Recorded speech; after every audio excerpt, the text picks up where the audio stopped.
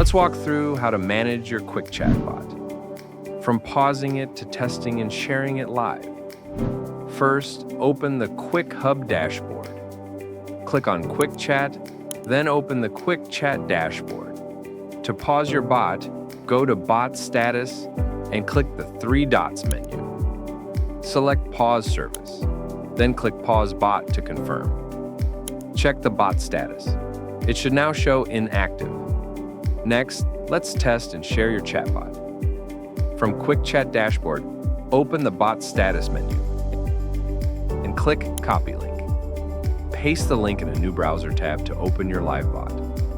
Ask a couple of questions to test responses and confirm it's working as expected. Back in Quick Chat, open the Bot Status menu again and choose Share. Select LinkedIn, then click Post to publish your chatbot link. Finally, click the bot link once more to revisit the live chat and verify conversations are flowing smoothly. That's it. Your quick chatbot is paused when you need, tested when it's live, and shareable to bring in more customer conversations.